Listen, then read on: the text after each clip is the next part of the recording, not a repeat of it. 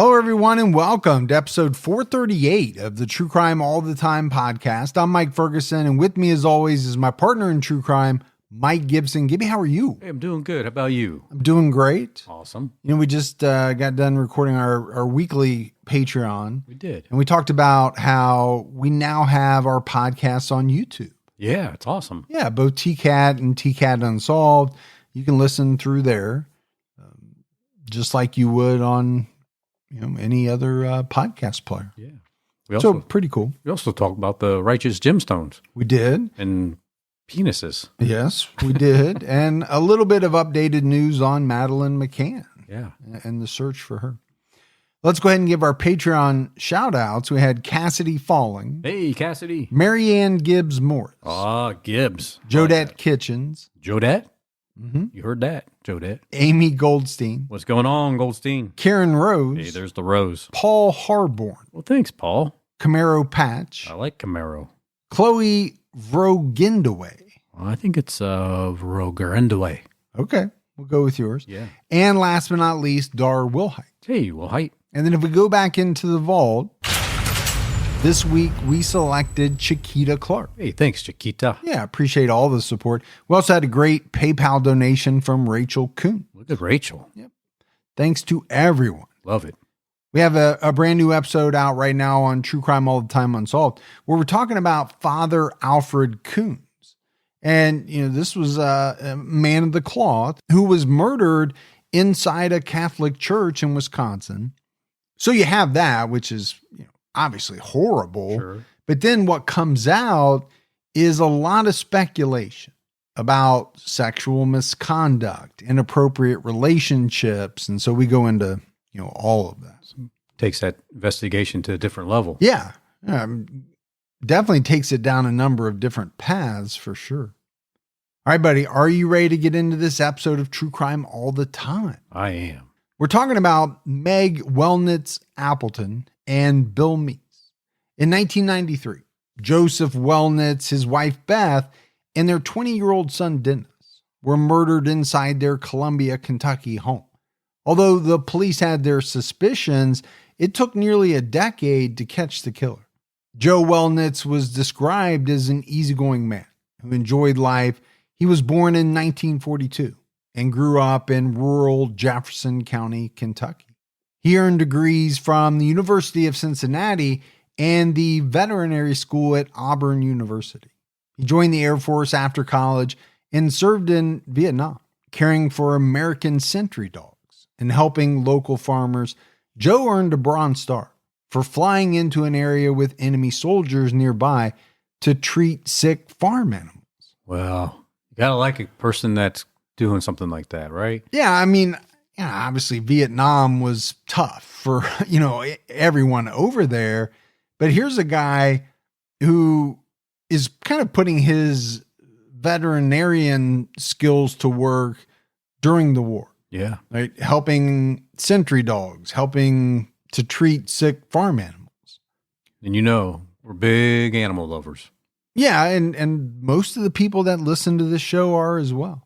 Joe worked at private vet clinics in Versailles and Lexington throughout the 1970s. It was in Lexington that he met his wife, Beth. The two married in 1979.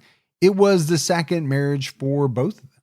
Beth had 2 children from her first marriage, Dennis and Meg, who changed their last names to Wellnitz because of their close bond with Joe. The family moved to Columbia, Kentucky, and Joe and Beth opened their own vet clinic in January 1981. The clinic was inside a renovated barn on their property. Beth worked as the office manager. Now, I don't know how many people work with their spouse, but there are some unique challenges to that. Yeah, I think it could cause some issues. Yeah, it can be very rewarding. That too. But it can also present some unique situations. I think as long as you have a clear understanding of how things are going to run when you're there. Like, I know. You sound like a man who's saying, I'm going to lay down the law. That sounds very authoritative coming from you. My way or the highway. Yeah. Yeah. No, I just mean, it's a business. So you got to treat it as such. And obviously when you go home, it's different. But when you're there, if she's running the show and you're supporting that, or if you're running the show and she supports you, unless you both are, have the same. Unless you're both running the show and there's no support. Then you hire someone for the support. You got a number of different scenarios there. Yeah. My thing was more like, okay, you see each other, pretty much the whole time you're at home. Right. And a lot of people need a bit of space. Downtime. And some of that is work time, right? Right. Most people don't work together. So they're apart. Once they get home, they're together. Oh, I haven't seen you for a while. But that seeing that person all the time was kind of what I was getting at, can, I think, present some challenges for some people. I think it does, I mean, my mom and dad worked together for a long time. And I remember a few years there, I felt like maybe Shouldn't be. maybe mom, you need to just, not go in the office as much. Yeah. Yeah. I get it. Yeah. Joe and Beth were considered pillars of their community and were known for their compassion. Family friend Joyce Malden told the Lexington Herald-Leader, they're the type of people everybody loved. They do anything for you. Beth always said that if she won the lottery, she would open a house for terminally ill children on their farm so the kids could spend time with animals. She also talked about helping the elderly and buying new cars and houses for her employees. Sounds like an awesome person. Well, who doesn't talk about what they would do if they won the lottery? Years ago, my wife used to say, well, she would continue teaching. And I would say, well, I don't get that at all. We just won the lottery. There's no need to work. Her stance on that has changed greatly over the years. She's been teaching for 20 some years now. If we won the lottery, I think she would stop. And you did say if you won that you get me a gift card at McDonald's. So absolutely, there's that for at least $100. Something, yeah. I mean, you said at least, depending on how many million I want, 20 Big Macs or something. Yeah, like that. Yeah. Joe cared so deeply about animals that he would provide treatment even if the owners owed him money. At the time of his death, he had been caring for a dog with broken legs for 4 months free of charge. Wow. I don't think it can be overstated, right? This is a guy who loved animals. I'm sure he loved being a veterinarian, but his love for animals was so great that he wasn't going to let an animal suffer just because, let's say, the owner didn't have the money or whatever. Yeah, that's a pretty, again, amazing person. In 1992, Joe told the Adair Argus, we always wanted to live on a small farm, to be an active part of a caring, close-knit community where people are truly concerned for each other, a closeness that isn't as evident in a large city. By early 1993, Meg Wellnitz was attending the University of Kentucky in Lexington. Dennis lived at home and was attending Somerset Community College. His friends described him as reliable, a hard worker, and extremely intelligent. Al Malden, who lived in a cabin on the family's farm and helped care for the cattle, saw Joe around 7 p.m. On February 25th, 1993. Neighbor Roger Smith, who lived on a hill overlooking the house, said Joe always pinned up his dogs before going to bed, but no one put the dogs up that night. It was reported that neighbors didn't see or hear anything unusual. But it is interesting, right, when you have neighbors talk about these types of things. Most people have a routine, and your neighbors might or might not know your routine, but it sounds like at least one person knew his.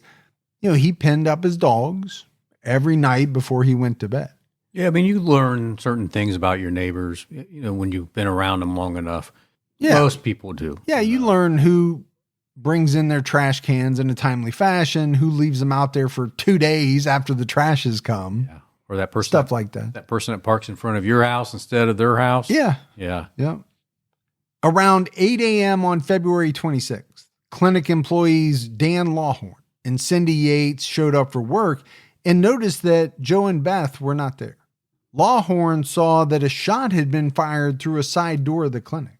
He went to the house to tell Joe and Beth about the damage. Knowing that they often left the house unlocked, he went in through the back door and found Joe lying face first in the downstairs den. He had been shot to death. Joe was dressed in casual clothes, gray sweats and a white t-shirt. It looked as if he was shot as he came out of the bathroom. Employee Cindy Yates went into the house with the police a few minutes later. Beth was found upstairs in the bedroom, lying on the ground near the bed. She appeared to have been standing when she was shot in the head and upper torso. Dennis was found in his bedroom with bullet wounds to his back, suggesting he was killed as he crawled on his hands and knees. Both Dennis and Beth were dressed in their pajamas. It's really sad. Yeah, it is sad. But, as we're kind of going through some of the details, the fact that Beth and Dennis were found in their pajamas, Joe was in very casual clothes. It does kind of give you a sense of, what time this was or, what was going on. They weren't up and ready to leave the house. Yeah, it doesn't sound like they were expecting a visitor. No. They were comfortable, safe. Probably, they felt safe. They were in their own home, right? Wearing comfortable clothes, trying to relax. Several bullets went through the walls of the house. One of the stray bullets hit the door of the clinic, which is what the employees first noticed. There was no sign of a struggle, no sign of forced entry. Robbery was ruled out as a motive, meaning that the three individuals were likely targeted. So, you talk about no forced entry. Well, there might have not been a need for forced entry because it sounded like they didn't lock their doors, which, let's face it, a lot of people in small towns, especially in the past, didn't lock their doors. That's true. Some still do not. Yeah. It just felt like there was no reason to. The medical examiner determined the family was killed around 4 a.m. They were likely taken by surprise.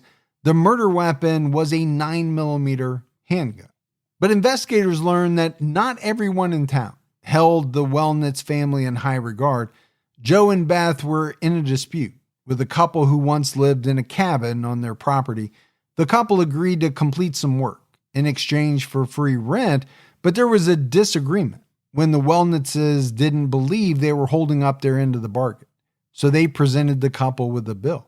However, by the time of the murders, the couple had already moved off the property and they insisted the dispute had been worked out. It's always tough when you open up your property to something like that. Like, you can stay at the cabin. I won't charge you rent, but you need to do X, X, and X. Sometimes your expectations and what their expectations are don't align. But that's a pretty small dispute to want to kill somebody over. Well, as we've learned, people kill over the strangest things. That's true. Sometimes very small, minor things.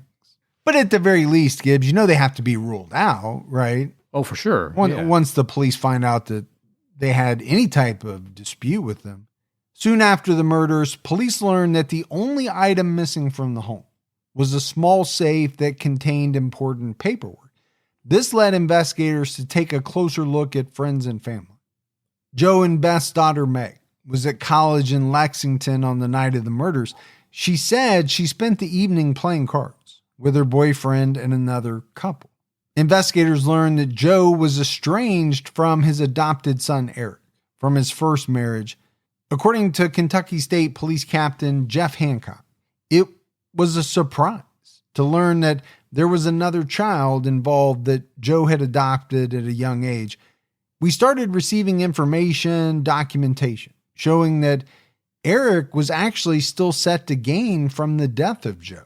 There was actually a will giving him so much money out of the estate to the tune of $250,000. Wow. Healthy amount. Well, we've seen people kill for a heck of a lot less. Yeah, we have. But it is, kind of interesting that, these two were estranged, but Joe still had him in his will for quite a significant amount of money. Eric was shocked by the murders. He explained that he was estranged from Joe because he felt he had been replaced by Dennis after the new marriage. Because of this big potential motive, investigators worked to confirm Eric's alibi.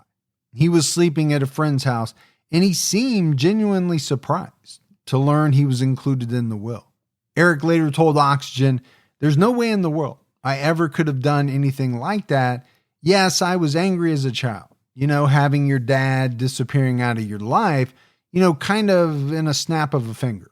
It was hard, and I was angry, but not that kind of anger where I wished anything bad." And I get it, right?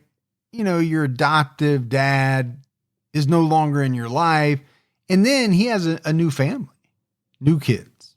That could be tough, real tough. Yeah, I can see how somebody could be angry with that. Investigators took another look at Meg. She said she had a good relationship with her parents, but admitted there was some tension with her mother about her boyfriend, Randy Appleton. Investigators considered Randy a viable person of interest. Because of his interest in guns, they became even more suspicious when trying to confirm Meg and Randy's alibi, that they were playing cards with another couple, Bill and Regina Meece. Are you surprised that there's some tension between the mom and the boyfriend? No, I think that can happen. Let's face it, parents don't always like who their son or daughter is dating. That's very true. Bill attended the University of Kentucky, which is how he met Meg. He worked as a cab driver and landscaper in Lexington at the time of the murders. Bill Meeks corroborated Randy's alibi. He agreed to take a polygraph, but got upset and abruptly ended the session when investigators asked if he knew anything about the murder. Okay. So you're going to agree to take a polygraph, but you're surprised and then upset when they ask you about the murder. What in the hell did you think they were going to ask you about? Exactly. Just the alibi, or just the fact of whether or not you were playing cards? And if you got upset over that, probably doesn't look good. No, it doesn't look good at all. But with no concrete evidence, they had to let him go. Within a year of the murders, Meg was involved in a legal battle over more than $500,000 in insurance money. According to the Lexington Herald-Leader, Joe's will left his estate to his wife, unless she died with him. In that case, the estate would go to Beth's mother, Mary Preston, with instructions to provide for Dennis and Meg. Doesn't seem like a bad thing unless you were hoping to get that money directly. You mean as one of the kids? Yeah. Yeah. But I get it. She's an adult. She's in college. But who knows when this will was made out. And, maybe they didn't feel as though the two were ready for that type of money. That's a lot of money we're talking about. Maybe you want somebody a little older, a little wiser to help out with the decision making. So you don't blow through it really quick. Yeah, which a lot of kids would. Meg sued the life insurance company, and the company responded that she was a suspect in the murders. Joe's adopted son, Eric, also sued to get his share of the money. The case was settled in April 1994. $518,000 went to a law firm to disperse to Meg and Eric. Eric later said he only received a small amount. The Herald-Leader reported that Meg received around $300,000. Okay, I'm assuming it sounds like a bunch of it went to the law firm. That's what I'm guessing too. For handling it. But that's still a lot of money. Gibbs, $300,000. We're talking about 1994 here. Yeah, it's a good chunk of change. And I think it tells you how well they were doing in life, right? They obviously had accumulated over the years a good amount of money. They also did well in establishing life insurance policies. Lately, I've been trying to clean up the way I shop for groceries, not just for my health, but for my budget too. I was getting tired of standing in the aisles, trying to read every ingredient label, only to end up overpaying for a few so-called healthy items at my local store. That's when I gave Thrive Market a shot. And honestly, it's been a total game changer. I'm getting the same high-quality brands I love, but for less and without compromising my standards. Thrive Market is like your favorite health food store, but online and way more affordable. I'm talking about premium brands like Primal Kitchen, Siete, Hue, and Simple Mills, all delivered to your door and up to 30% less than what you'd pay at traditional stores. Everything they sell is non-GMO and meets incredibly high standards. They actually ban over 1,000 ingredients that are still allowed in U.S. products. Things like artificial dyes, preservatives, and seed oils that I've been trying to avoid. And I love their filters. You can filter by diet, like gluten-free, paleo, keto, low sugar, all types of different filters. I use Thrive Market because it's easy, and I can find all the things my family needs in one place. Skip the junk without overspending. Head over to thrivemarket.com/TCAT to get 30% off your first order and a free $60 gift. That's thrivemarket.com/TCAT, thrivemarket.com/TCATT. When everything else keeps getting pricier, like paying the bills or buying groceries, GoodRx helps keep your prescription costs low. From diabetes to allergy relief to heart health. Save up to 80% on prescriptions for you and your family, pets too. Check GoodRx before every trip to the pharmacy for big savings on both brand and generic medications. GoodRx is free and easy to use. Just search for your prescription on the website or the app, compare prices, and get a free coupon to show your pharmacist. Use GoodRx to save at over 70,000 local pharmacies nationwide, including Walmart, Walgreens, CVS, Publix, Kroger, and many more. Remember, GoodRx is not insurance, but works whether you have insurance or not, and could beat your insurance copay price. And that's what I found with GoodRx. There are times when using GoodRx is cheaper than my insurance copay price. So why would I not want to check every time I go to the pharmacy? Who doesn't want to save money? Beat high prices at the pharmacy and save up to 80% with GoodRx. Go to goodrx.com/TCAT. That's goodrx.com/TCATT. Meg married her college boyfriend, Randy Appleton, in 1995.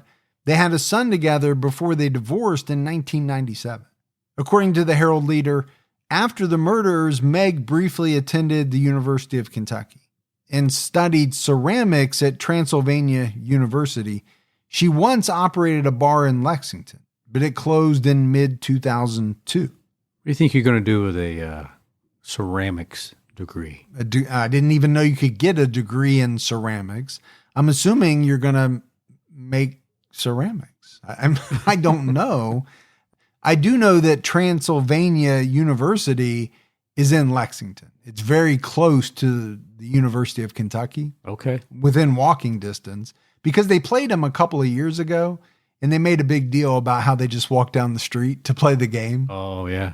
I'm guessing your UK team probably took it to them. Yeah, I mean, Transylvania is a pretty small school, but on February 27, 2003, Meg Wellnitz-Appleton and Bill Meeks were indicted with plotting to rob and kill her family. The indictment indicated Bill was the shooter, while Meg solicited, commanded, or engaged in a conspiracy with him. So we're talking about, 9 years here since the murder. But clearly the authorities feel strong about their case now to move forward with this. Yeah, I would agree with you. It's just strange that it took that many years, right, to put it together. Meg was charged with 3 counts of complicity to commit murder and 1 count each of complicity to commit robbery and burglary. Bill was indicted on 3 counts of murder, 3 counts of complicity to commit murder, 1 count each of first-degree robbery and first-degree burglary, and 1 count each of complicity in robbery and burglary. Prosecutors plan to seek the death penalty. And it's always hard for me, Gibbs, to read out the charges. It's strange because so many of them sound so similar. Yeah, exactly. It's almost like they sound like the same thing, but they're separate charges. Police wouldn't discuss details of the case after the indictment was made public, but they did say they received new information within the past few months. And that's obviously what must have broken this case wide open. The police tried several times in the months prior to interview Meg, but she avoided talking to them and refused to return their calls. When she did answer, she said she needed to talk to a lawyer first. Meg had denied any involvement with the murder for years. And this kind of, goes back to Bill getting upset about the polygraph. Okay. She's avoiding talking to the police. She doesn't return their calls. If she does happen to talk to them, she says, you know what? I need to talk to my lawyer. Now, you could look at that a couple of different ways. Yeah. My first thought is, if your parents were murdered and the police called you, you would think you'd want to talk to them because it's been a number of years since the murders took place. And all that time, you would think a person would be like, hey, what's going on? Where are you at? Why is this thing not solved yet? So I think that's a red flag. I think so. Whether or not, someone wants to consult with their lawyer, people, I'm sure, have differing opinions on that about whether that's a red flag. Bill Meece was already in jail on a charge of conspiracy to commit murder. He was arrested in November 2002 after agreeing to kill a man for $2,000 and accepting a $500 down payment. During a sting operation, he was caught before the killing took place. And these things, when they're caught on camera or on audio, they're always fascinating, right? You have a law enforcement officer usually who is playing the role of a hitman. Yeah. And it's like, okay, you got to explain to me what you really want done. And hey, once you tell me to go, there's no turning back. They kind of all play out somewhat similarly. But you are going to kill a man for $2,000.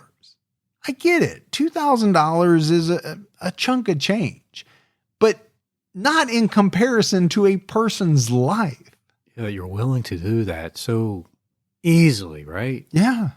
I know your rate is much, much higher. Oh, I mean, sure. You wouldn't even entertain the thought for $2,000. But it always floors me that, people are willing to do the most heinous things for such a small amount of money. But also, I'm going to need a $500 down payment. Yeah. Before I get started. That's a good way to pull him into the sting. Well, normally that's a part of it, right? There's got to be an exchange of money. Normally, I believe, before the arrests can be made. Meg and Bill pleaded not guilty later that month. I think the other thing we have to talk about is how bad does it make it look when you've been charged with essentially carrying out a hit for someone when you're already incarcerated for getting caught up in a sting operation about putting out a hit on someone? It doesn't make you look good. No, it doesn't make you look good at all. At a hearing on April 30th, a detective testified that Bill's divorce led to a break in the case. Detective Sergeant Dennis Benningfield said that he was following up on the case in October 2002 and learned Bill Meece and his wife Regina were divorced. The divorce was finalized around 2000. Regina reported that Bill raped her on December 24th, 1999, but the charge was later dismissed. Detective Bennington met Regina for a new interview.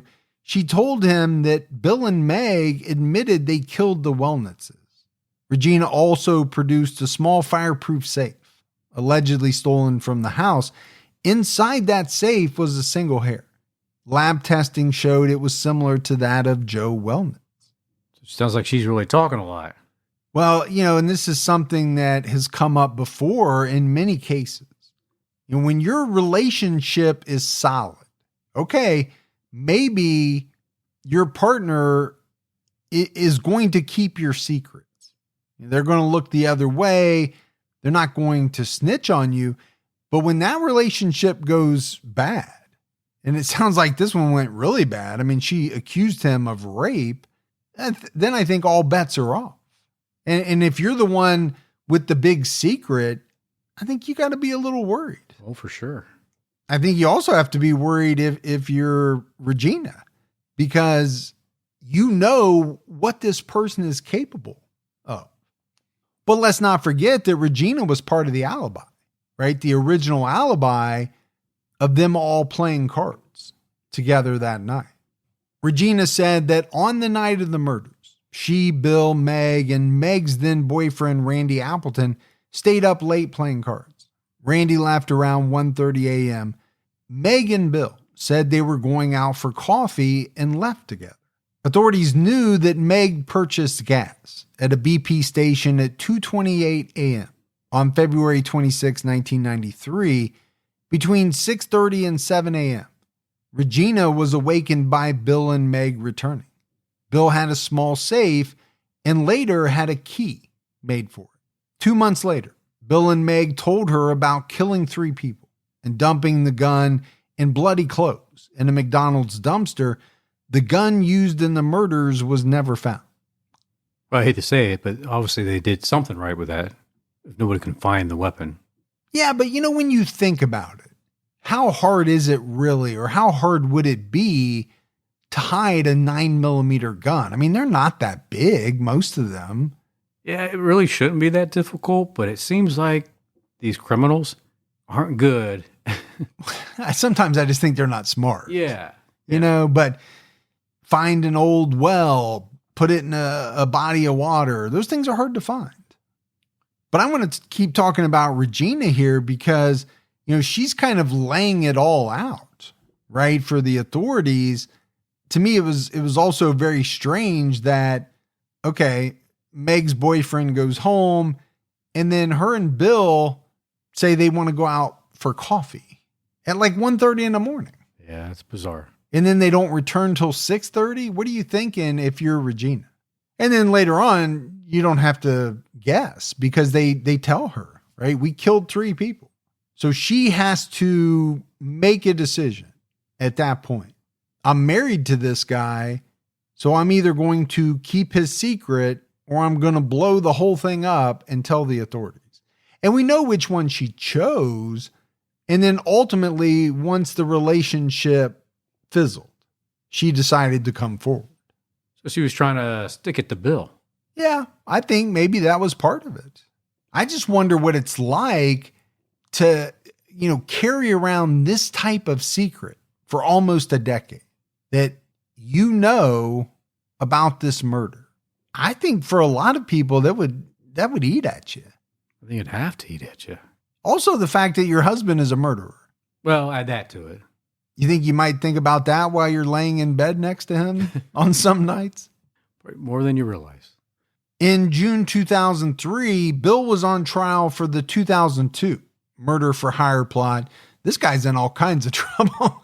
He's got multiple murder for hire things going on. Georgia Rhodes testified that she met Bill on October 28th, 2002, outside her daughter's house, just a few doors down from Bill's home. She was crying because of her abusive boyfriend.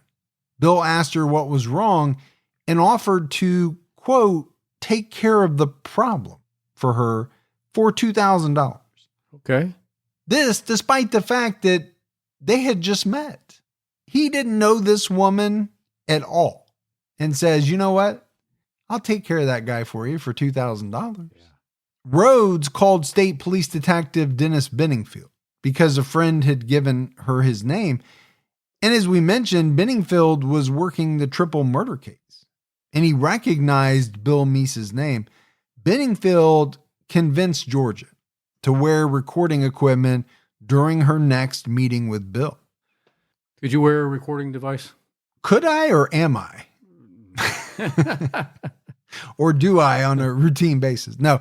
Yeah, I think I could for the right reasons, right? To catch somebody doing something. But I imagine it would be very nerve-wracking. What if this person discovers me? They've already said they would kill somebody for $2,000. Are they going to, bat an eye about taking care of me because they find out that I'm wearing a wire? Bill met Rhodes again on November 3rd. He accepted a $500 down payment for the murder and said, on a practical level, I need the money and you need a problem solved. Okay, I don't know that was an incorrect statement. I'm sure he needed the money. She probably did have a problem, But I don't think, she was wanting to go to the level of having the person killed. And I don't know how many people think that way. And I'm always surprised, right, that like in this situation, he doesn't know this lady. He essentially, to a stranger, offers up a murder for hire plot. Man, you are putting a lot of trust in someone that you don't know from Adam. A whole lot of trust. And obviously it was misplaced because she went, as she should have done, directly to the police. But should you be shocked that happened if you were them? That they went to the police? Oh, you mean if you're the person that is offering to be the hitman? Yeah. Yeah, I don't know why you don't think about it in the first place. I mean, you're so hard up for money that you're going to take a chance like that. Bill was arrested the following day. At trial, Bill testified that this was just talk that he picked up from police shows and crime novels. He wanted to scam Georgia Rhodes and never intended to kill her boyfriend. Bill figured the woman would never go to the police and say she was robbed by a man she hired to kill her boyfriend. Well, I think he's kind of onto something there. Yeah. I mean, most people don't go to the police when they're involved in the commission of a crime. I guess what he didn't think about is her going to police before, this all started to go down. But it's not a bad defense if you think about it. I was never going to kill someone. No, I was going to scam her out of the money. Sure. So he's admitting to, some form of illegality. Yeah. But it's a far cry from murder or conspiracy to commit murder. Yeah, if anything, you got me on some financial crime. Yeah. And I'll be glad to admit to it. Bill's defense argued the charges should be dismissed because he was told he was killing a man named Danny Baker, who never existed. The real boyfriend's name was Robert Riley. And I don't know if that is as good of a defense. Just because they used a fake name, you still said you were going to kill this person. True. Whether they existed or not. And you accepted a down payment on it.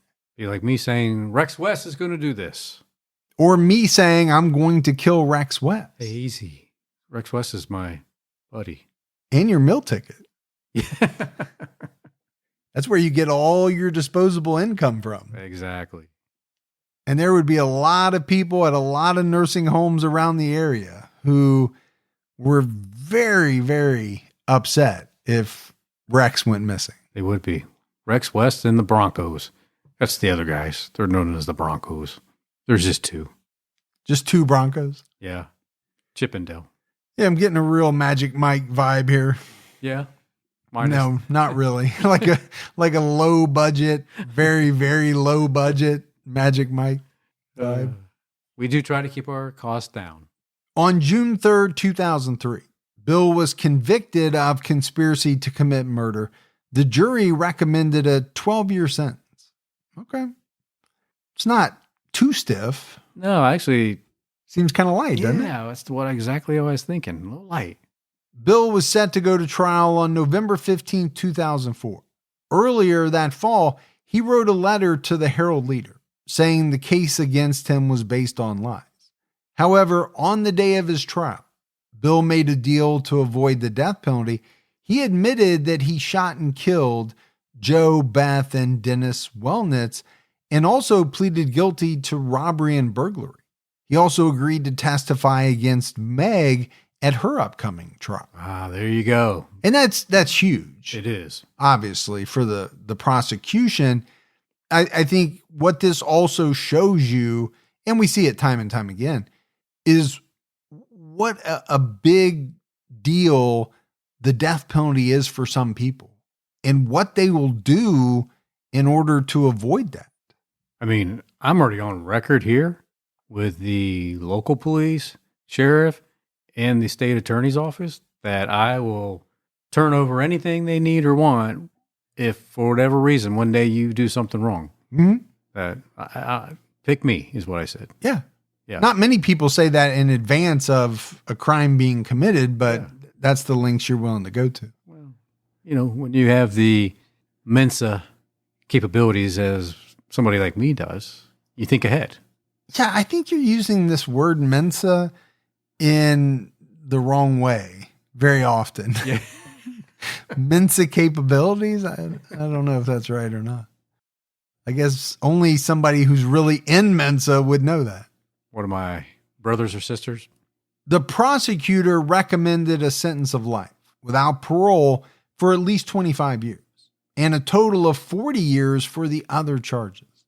So, okay, life without parole, you're going to do at least 25 years and you got 40 years for all these other charges. I mean, that's some serious time. Yeah, that's healthy right there. Yeah, it's very healthy. It's not the death penalty, but he's going to be in prison for a long time. But at the same time, prosecutors were happy with the deal because it gave them valuable testimony against Meg that they didn't have before. And obviously needed. Yeah, or they wouldn't have made the deal, right? It was something they needed to probably ensure the conviction against her, or at least have, the best chance possible. Bill wrote a statement to the Herald Leader that said, "I did what I have to do and take responsibility for what I have done." After pleading guilty, Bill gave a detailed recording statement about the murders that implicated Meg. And this is where things get very interesting, right? Once you kind of lock down the plea agreement, well, then you're free to say whatever. Sure, yeah. It's not going to incriminate you any further. Because you're safe. Well, you're not safe. You're going to prison for a very long time. Yeah, but I know what you mean. Yeah. But it's also time for you to hold up your part of the bargain. Yeah, which is you have to implicate Meg. So either you have the goods on her because she was really involved, or you're making some stuff up to get out of the death penalty. Yeah. One or the other. Weeks later, on December 28th, Bill's lawyers filed a motion to withdraw his guilty plea. Bill wanted his hearing and trial to take place before January 4th, when Meg was scheduled for trial. In the filing, Bill argued he only pleaded guilty because of the ineffective representation of one of his attorneys. You hear that now and then. Yeah, normally on appeal, right? You hear that a lot on appeal. Bill alleged that one of his attorneys did not properly investigate his case or prepare for trial, and that she withheld information from him, which denied him the right to participate in his defense. He claimed he was forced into an involuntary plea before trial to preserve his rights. Bill wrote to the Herald Leader that he did not commit the crime, even though he admitted to it in court. He said, "There still exists nothing to this case. When the smoke clears and the mirrors are taken away, there still is no fire, only a lot of hot air. Unfortunately, some of it my own. I still maintain my innocence, but this is chess. It ain't checkers." Okay, the man has a way with words. Quite a few of them don't make a ton of sense to me, but I get the whole chess checkers thing. I get that part. Yeah. But there's a lot of cliches here. The smoke clears, the mirrors are taken away. But is it just me, Gibbs, or is this guy taking like a really big chance here? No, he's taking a big chance. Because what's going to stop them from putting the death penalty back on the table? If he withdraws his guilty plea, the plea deal goes away, and he has to go to trial. They're probably going to go after the death penalty. For sure. You don't want that. This is your opportunity now. As the temps start rising, my wife and I both get that urge to refresh our closet, but we don't want to waste money on pieces that we're only going to wear a couple of times, or maybe just for one season. Well, Quince changes all of that. Their clothes are timeless, lightweight, and far more elevated than anything else at this price. It finally feels like our wardrobes match our standards. They have 100% European linen shorts and dresses from $30, luxe swimwear, Italian leather platform sandals, and so much more. The best part, everything with Quince is half the cost of similar brands by working directly with top artisans and cutting out the middleman. Quince gives you luxury without the markup. And Quince only works with factories that use safe, ethical, and responsible manufacturing practices and premium fabrics and finishes. I have been stocking up on shorts from Quince. And I'm telling you right now, the quality is better as shorts for which I've paid 3 times as much. Give your summer closet an upgrade with Quince. Go to quince.com/TCAT for free shipping on your order and 365-day returns. That's QUINCE.com/TCAT to get free shipping and 365-day returns. Quince.com/TCAT. Audible brings the magical realm of fantasy to life with Quicksilver by Callie Hart. Immerse yourself in this captivating tale where Saris Fane, a young woman with mysterious powers, faces death himself and finds herself transported to a frozen land of dangerous fae. When she becomes bound to the enigmatic warrior Kingfisher, her world changes forever. With Audible, you can dive into this spellbinding adventure and thousands more audiobooks. Your membership includes 1 credit each month to use on any title, plus unlimited access to exclusive Audible originals and podcasts. Start your 30-day free trial today at audible.com/Wondery or text Wondery to 500-500. Listen anywhere, anytime. Audible.com/Wondery. Terms apply. But on January 4th, 2005, Meg Wellnitz-Appleton pleaded guilty to conspiracy to commit murder, complicity to commit burglary, and complicity to commit robbery.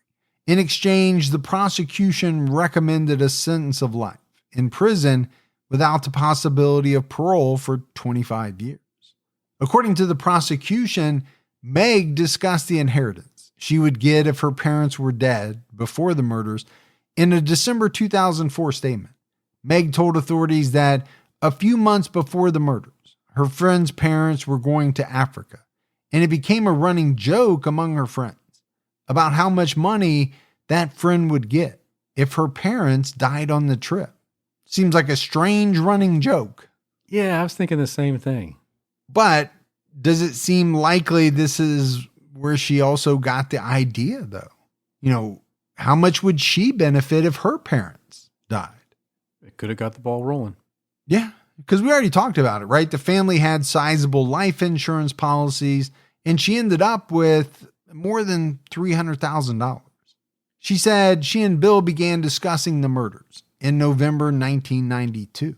Bill talked about wanting to start a commune, and the idea came up that the Wellnitz farm would be a good place for it. In her statement, Meg indicated that the plan came from Bill's idea and her bitching and moaning about disagreements with her mother. She said it was really kind of a game at first. A game. I like games, Mm-hmm. but that doesn't seem like a game to me. It does not. She claimed that she kept wavering, but Bill and his ex-wife pushed her to go through with it. Regina Meade said in her own statement that she was not involved in the conspiracy. So there's a couple of things here, right? Does it shock you that, Meg, even after pleading guilty, is trying to minimize her role? We see that so often from defendants. I mean, that's kind of like defendant 101, right? Yeah, I might have done this or that, but I didn't do this, this, and this. I didn't do the bad stuff. Sure. Deny, deny, deny. Or it was somebody else's idea. I didn't want to do it. In early February 1993, Meg used a fake ID to buy a Browning 9mm pistol that Bill identified as the one she should purchase. Bill later practiced shooting it at a firing range. On February 24th, Meg, her boyfriend, Bill, and one other person, not named, traveled from Lexington to the Wellnitz home. It was Bill's first trip to Columbia. He met Meg's family and went through the house. Okay, so what most likely seemed to the family is just, some college kids coming home. Really was more like a trial run / stake out of the house, getting the layout. How are we going to do this? Before the murders, Meg admitted she was sleeping with Bill. So her mother disliked him as a result, but she hadn't met him. So before the murders, Meg took him to her parents' home to show her he was not some evil character. Okay, so the mom wasn't real keen on Randy, right? But now Meg's sleeping with Bill. She tells her mom that, so her mom doesn't like Bill either. Well, I don't think most moms out there are going to like the guy that your daughter is cheating with. No, even if she doesn't like the one she's cheating on. Well, that's true, right? You're like, okay, well, I didn't like that son of a bitch, but I don't like this one anymore. I just think it's so strange that she's trying to show her parents that this Bill guy's not an evil character, all while they're planning the murder of them, which makes him the definition of an evil character. Yeah, for sure. Early on February 26, Bill and Meg decided to carry out the murder plot and drove from Lexington to Columbia in Meg's car. Bill, either at Meg's direction or with her agreement, went into the house and killed the family. They lied to the police and then gave alibis for each other. After Meg received her insurance payout, Bill was promised to get to have his little dream commune there. And he was going to get some of the monies if there was money. Bill never established the commune because the family property had to be sold to pay the debts of the estate. Meg told the police that Bill was a gun enthusiast who claimed he was a Navy SEAL and CIA operative involved in a failed plot to kill Saddam Hussein.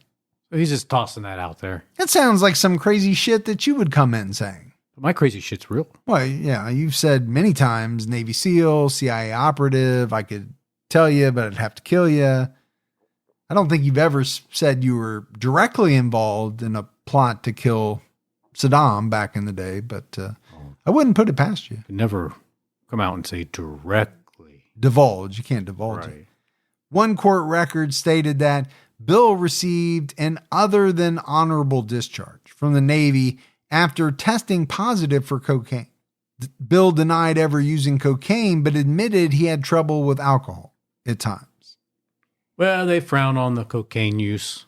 So, as a lot of people do. Yeah. Employers. It's a little different than weed, right? Marijuana has become legal in many places. And still, I don't know that employers can't test for it. I'm not sure what the legality is around that in every state, but cocaine for sure. Not legal. No. It's not going to go over well. Yeah, I'm going to just sit here and do a few lines while we tell this story in this podcast. Is that all right? You good with that? I don't know that it would hurt your performance in any way. It might actually help. It might help. But you know why I know you would never do cocaine? Because it costs money. I'd be like, excuse me, how much? How much is that? You mean it's not $1? On January 25th, Meg was formally sentenced to life without parole for at least 25 years. On February 2nd, a judge delayed ruling on Bill's request to withdraw his plea and ordered a mental evaluation at the Kentucky Correctional Psychiatric Center.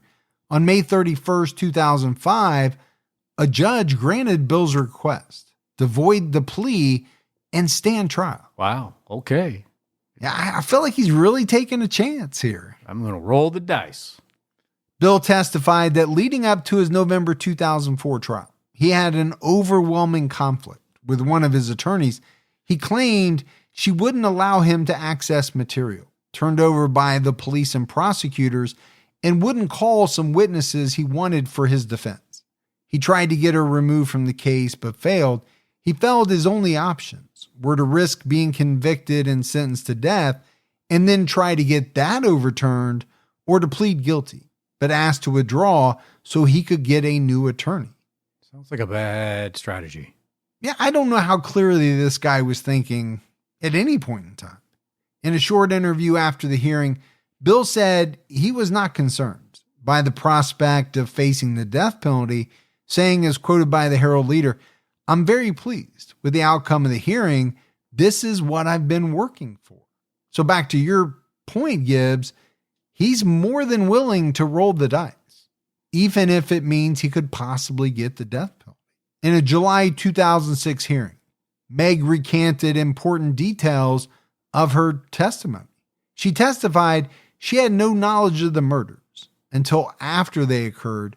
She noted that she was on medication when she pleaded guilty, although in court she claimed the medication did not affect her ability to admit guilt voluntarily and knowledgeable.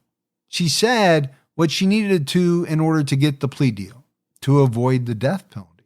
A lot of conflicting things going on here. Well, hey, this is chess, not checkers, remember? It's true. So there are a lot of chess pieces being moved all around the board. Opening statements in Bill Meece's murder trial started on August 30th, 2006. Prosecutor Brian Wright told the jury that Bill spent months planning the murder. He and Meg started discussing the possibility of killing her parents in late 1992. Bill agreed to do it if the money was right. Meg estimated that the estate was worth about $1 million, and Bill indicated he'd be willing to do it for a 10% cut. Wanted that $100,000, huh? So he wants $100,000, but we know later on he's going to offer to kill a man for $2,000. He's got a variable price range. Depending on what's going on in his life, maybe. Yeah. Meg and Bill went shopping for a 9mm pistol and ammo at the store, and Meg used a fake name to buy the gun. Bill purchased Federal Hydroshock hollow point bullets and human silhouette targets and practiced shooting at a range. Bill called his February 24th visit to the Wellnitz farm advance work so he could get familiar with the house and the family. And that's kind of what we talked about, right? It seemed as though whether you want to call it advance work or casing or whatever, it's a part in the lead up right to planning the murders. Bill drove to the home on February 25th and walked up to the door, but backed out at the last minute. He went back the following night and fired 17 shots inside the house. So that's kind of an interesting disclosure. You know, he went the night before, but chickened out.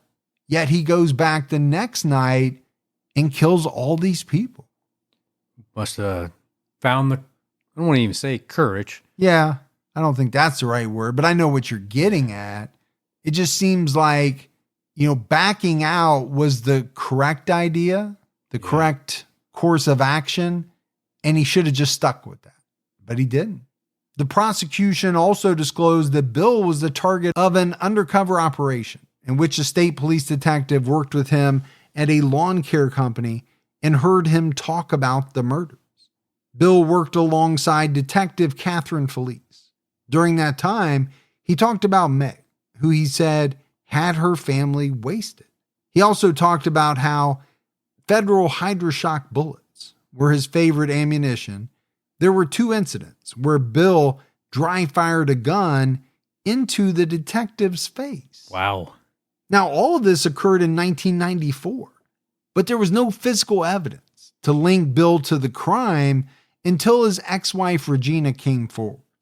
So think about that, right? Just within a year after the murders, they really, it seems, knew who did this. Also, it's pretty interesting that, they put this woman undercover working next to Bill, and he's so comfortable. He's talking about the murders. He's talking about his favorite ammunition, which we know happened to be the type of ammunition used in the murders. Yeah, for whatever reason, he really liked those hydroshocks. Well, they are very dangerous. Anytime you're talking about those type of kind of hollow point bullets, which I believe is what the hydroshocks are, the way they're designed, it's just to create maximum damage. They enter, they expand. They're much different than like what we all think of as a regular bullet.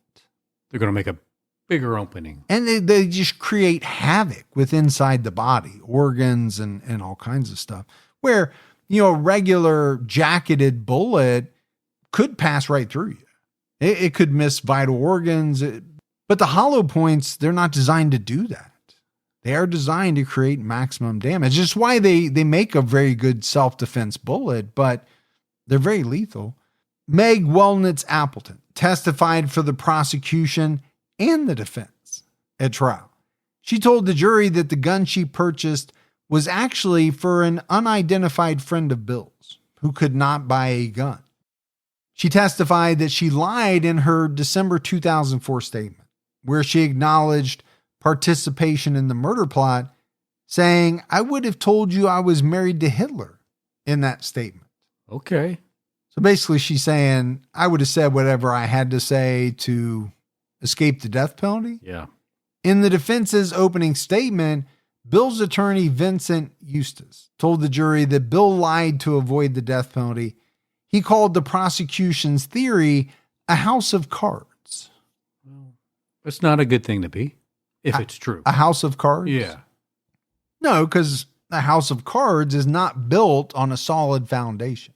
Bill got on the stand and told the jury his 2 confessions were fabricated. He talked about his conflict with his attorney and said he only confessed to get a new trial. He testified that he and Meg were in Lexington studying for an exam on the night of the murders and had nothing to do with the crime.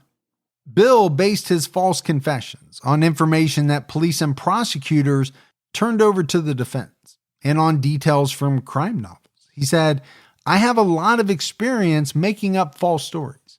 I've lied a lot in my life." Kind of proud about that, it sounds like. Yeah, he's basically saying, hey, I'm good at this.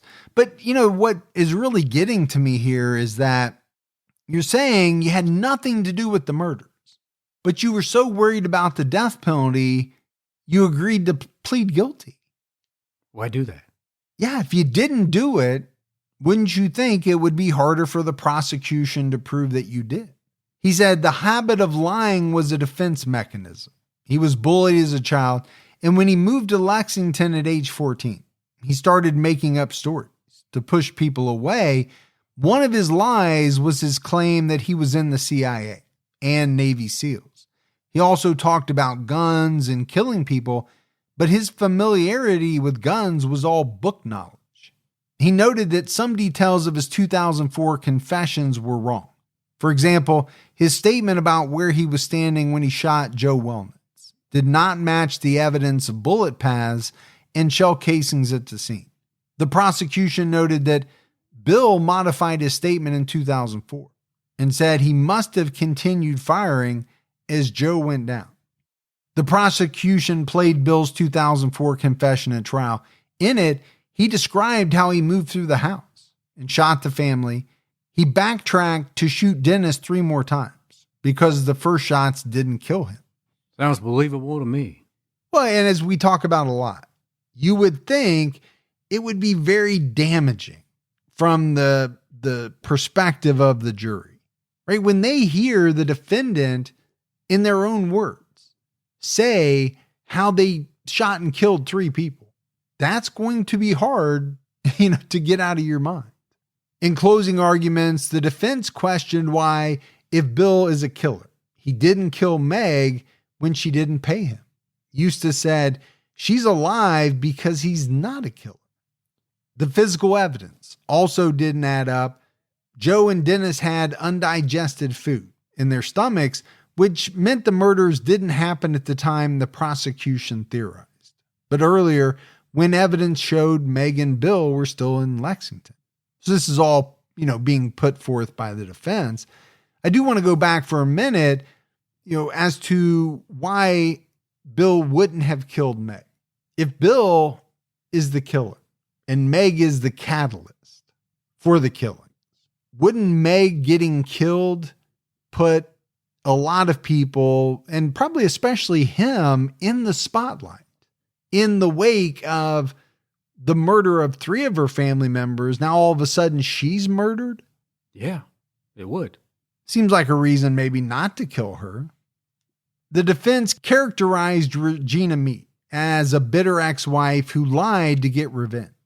However, the prosecution pointed out that Regina did not approach the police herself and argued Bill didn't kill Meg because if she was dead, he had no chance of getting the money, he did write her an extortion letter years after the murders. So there's another reason, right? Not to kill her. Once you kill her, you eliminate any chance of getting the money. Yeah, it's going to dry up on you. Where as long as she's still alive, maybe there is a chance you're going to get something out of her. Possibility. On September 15, 2006, Bill Meece was found guilty of all charges against him. On September 18th, the jury voted for the death penalty. Roll the dice. Snake eyes. That's right. Attorneys presented testimony about Bill's childhood. During the penalty phase, his mother, Jan Meece, testified that she left Bill's father because he was violent. Jan left Bill when he was less than a year old. She eventually signed papers for his grandmother to adopt him. Bill's grandmother died when he was 12, and his mother moved with him from Florida to Lexington. But she assumed her sister's identity for 15 years. She kept Bill out of school for a time and discouraged him from talking to people. Years later, she was diagnosed with a mental illness. Jan testified that she has heard voices for most of her life, sometimes urging her to kill people. She believed Bill also heard voices, but he wouldn't admit it. Okay, that's some very intriguing information. Well, at the very least, you'd have to say his childhood was a little jacked up. Yeah. Doesn't excuse what he did, but yeah, he had some stuff going on. And it sounds like she had some things going on. Well, I think he had stuff going on because of her, in large part. On October 20th, 2006, a judge formally sentenced Bill Meece to death. Bill read a 5-page statement denying his guilt and claiming he was railroaded by lies. He finished with a prayer and asked God to have mercy on the police, prosecutor, the court, and the witnesses against him. Think that's real or an act?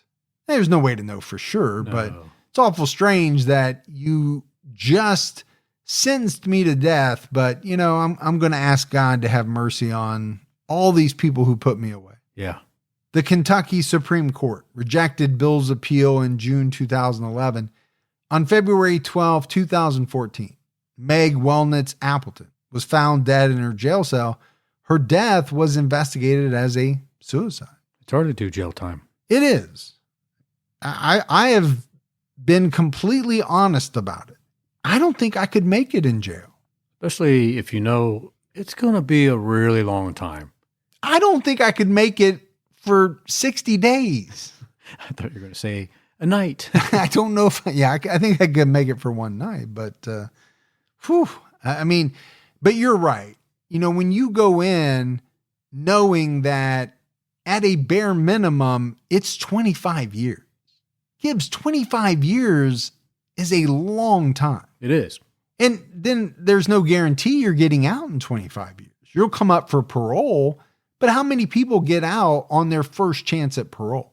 Very rare. And I just think there's a lot of people who just make the decision that they can't handle that type of time. As of 2025, Bill Meece is still on Kentucky's death row, despite his appeals. And we know, right? It does take a very long time to execute people. There are some states now who are not executing anyone and haven't for a very long time. Yeah. California's one I can think of right off the top of my head. Texas doesn't seem to have a problem with it. And other states don't either, but it varies state by state. Yeah.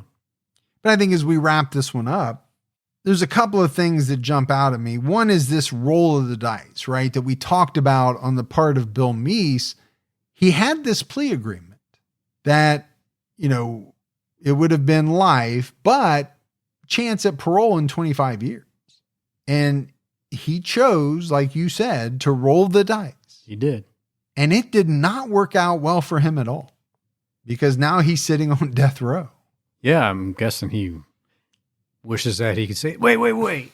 I know I tried it. It didn't work out. So let's go back to that original deal. Mm-hmm. Come on. You can't blame me for trying. Well, maybe he should stick with checkers. I don't think the man's a very good chess player. No. But here's another case, right, that revolves around greed. Meg is willing to kill or have her family killed in order to inherit money. Yeah. Now, it's a large chunk of money. I get that. $300,000, though, versus 3 people's lives, and not strangers, mind you, your family. Yeah, it's messed up. It is so messed up. And then you have another person who says, you know what? I understand what you're thinking about doing. I'm in for X amount of dollars. Right. I will carry this out for you. I will kill your family. I'll do it. And in the one instance in 2002, I'll kill a guy for $2,000. Hell, you could just go out and do some Ubering and make $2,000. You don't have to kill nobody. Yeah, not worry about being locked up for the rest of your life. I just don't get it. I mean, I understand it from the standpoint of, people want that easy money. Of course. The fast money. Yeah. Some people don't want to have to work for it. So they're willing to steal. They're willing to rob. They're also willing to kill. Yeah. But that's a tougher thing to understand. The killing for money. Greed. Is, as they say, the root of all evil. There you go. But that's it for our episode on Meg Wellnitz-Appleton and Bill Meeks. We got a voicemail, Gibbs. You want to check that out? Let's hear it. Hi, Mike and Gibby. This is Veronica. I'm from Wisconsin. I just finished listening to your episode, your TCAT episode about Melanie McGuire, and the movie title you're looking for is A Time to Kill. I also want to let you know that I love your podcast. I discovered it around March, just a couple months ago, and I'm all caught up with TCAT, and I'm about up to 2021 with Unsolved, so I'm getting there. And I also want to let you know that a thing that I really love about your podcast is the references, because we're all about the same age. I was born in 1970, so I'm right between you guys. I'm younger than Gibby, but older than Mike. So when you give the references from the 70s and 80s, I love it because I totally get them. And I work with a lot of young people who don't get my references. So when you do it, I'm like, yay, I get it, because I'm dorky. And so I have to admit that I am Team Gibby, though I love you both. I completely love all of his gibberish. I know people will say Gibbyisms, but I like to call it gibberish. But that's with all the love in my heart. And I just want to say keep doing what you're doing. You guys are amazing, and keep your own time ticking. Oh, by the way, that reminds me of an old commercial from the 70s. If you remember it, it went something like take a licking and keep on ticking. So name that product. Bye. Yeah, how you doing? I think that was Timex. Take a licking and keep on ticking. I believe you're right. Yeah. I'm going to go with Timex. The watch. Yeah. Yeah. I believe so. Do you even have a Timex? I do have one. Do you? Yeah. It's a University of Kentucky. Is it? Timex, yeah. That does definitely take a licking. And keep on ticking. Yeah. So we appreciate the voicemail very much. We do. We had one thing in the mailbag this week, Gibbs. Andrea Papa George, our good friend. Yeah, Papa George. Always brings me a coffee at CrimeCon. Yes. Send us in some of those serial killer maps. Well, that's cool. Which are really cool. So we appreciate that. And I'm sure we'll see her soon. All right, buddy, that is it for another episode of True Crime All the Time. So for Mike and Gibby, stay safe and keep your own time ticking.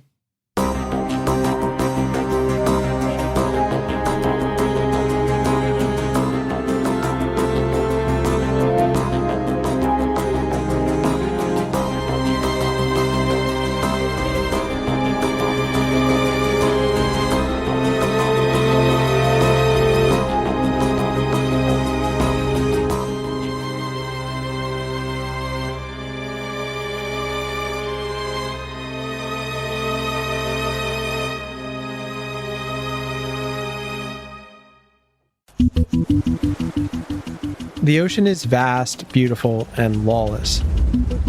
I'm Ian Urbina, back with an all-new season of The Outlaw Ocean. The stories we bring you this season are literally life or death. We look into the shocking prevalence of forced labor, mind-boggling overfishing, migrants hunted and captured. The Outlaw Ocean takes you where others won't. Available on CBC Listen or wherever you get your podcasts.